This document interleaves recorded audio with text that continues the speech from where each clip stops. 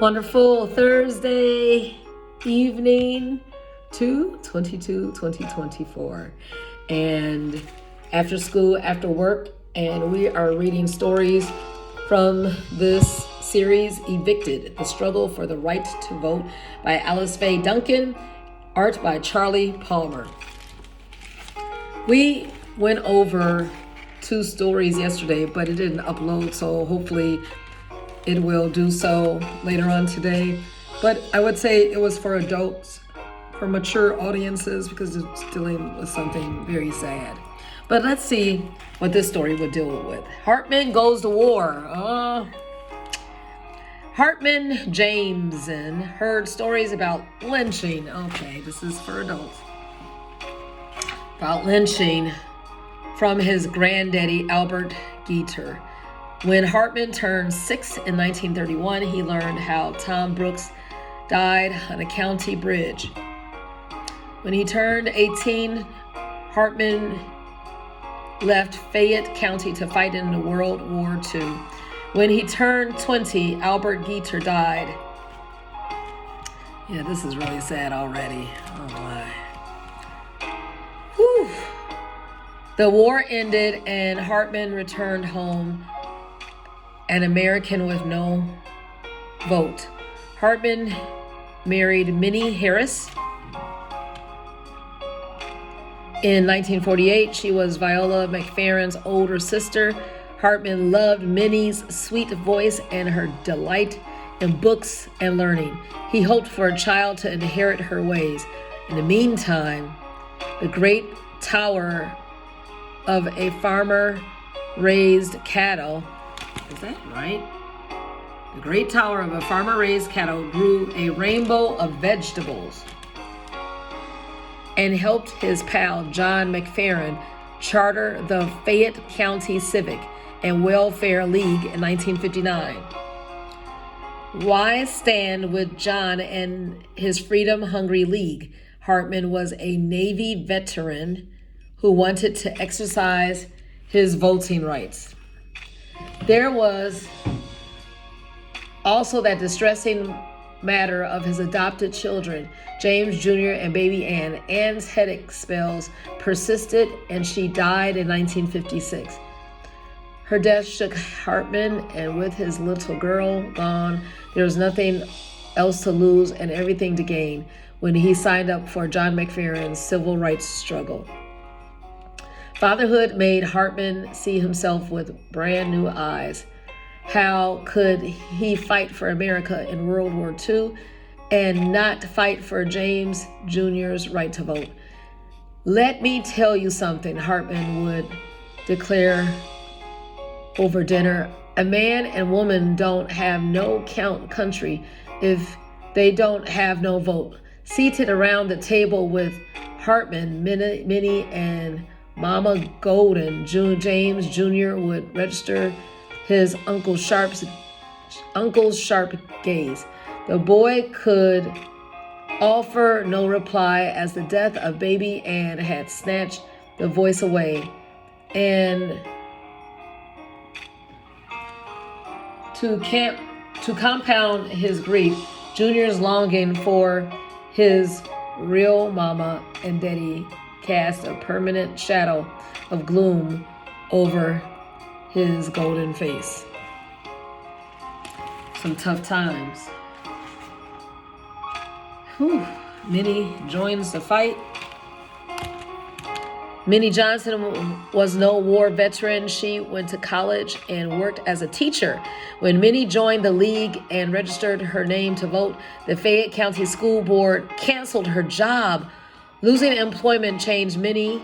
Her sweet purr turned to a fighting spirit.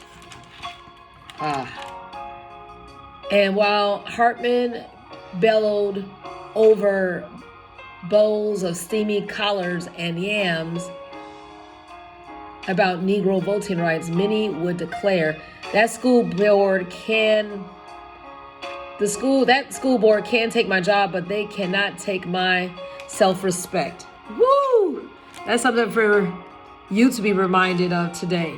No matter what loss what someone has tried to take away from you, look, they can't touch what's inside of you, the internal, that dignity, that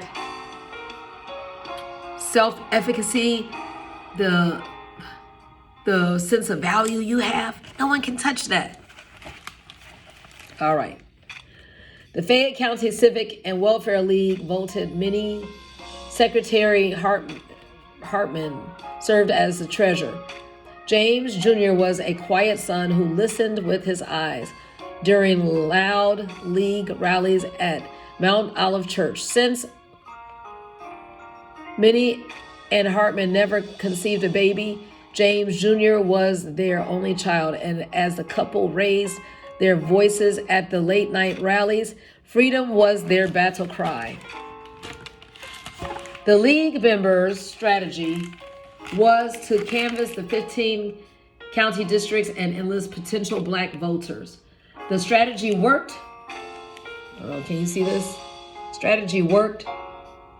Droves of black men and women lined up to register at the Somerville courthouse. Wednesday was registration day.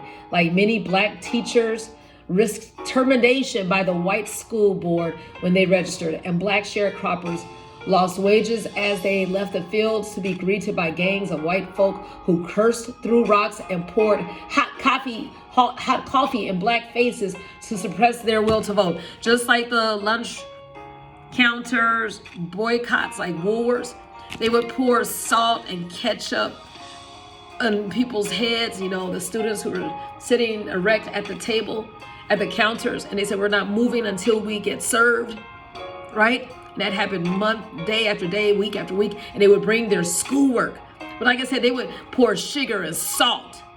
Yeah, but they just stood. They just sat undeterred. During a primary election in 1959, white poll workers told Hartman and John it was an all-white election and no color could vote. White workers blocked the men from entering the polls. With haste, attorney Estes helped the League file a federal lawsuit for illegal treatment and obstruction of black voters. The League's bravery prompted some white landowners to retaliate. After cotton was harvested that fall, they evicted registered black tenants from the land. Entire families were forced out of their homes when black parents registered to vote in Fayette County. James Jr. did not fear eviction. Minnie and Hartman owned their farm and a 4-room house with electricity, a telephone, and a TV, but no indoor plumbing. The isolated property sat in the woods 1 mile off Highway 76 in the Wilson community. While his shelter was sure, James Jr. worried for his friends. He was especially fearful for Jo Neal Johnson, a girl in his 5th grade class. Her parents had 7 children and worked for a white landlord with an evil reputation. One evening, as Junior walked that lonely path home from school and whizzing snow cleaved to his hat and coat, he followed rabbit tracks along the trail and posed a question to the listening trees. If the Johnsons go register, what's going to happen to poor Jo Neal? Yeah, talking about some risks. But that's what our forefathers, foremothers did, to take a stand. They lost so much, but like I said, people could not touch the inner core of their being, right? They couldn't take it away. So this was encouraging to me. I hope it was encouraging to you. Just know that you have to take a stand on some things. And be strong, be brave, even if you're by yourself, even if you lose so much. You have great resilience and tenacity that has been passed down to you. All right, have a great evening.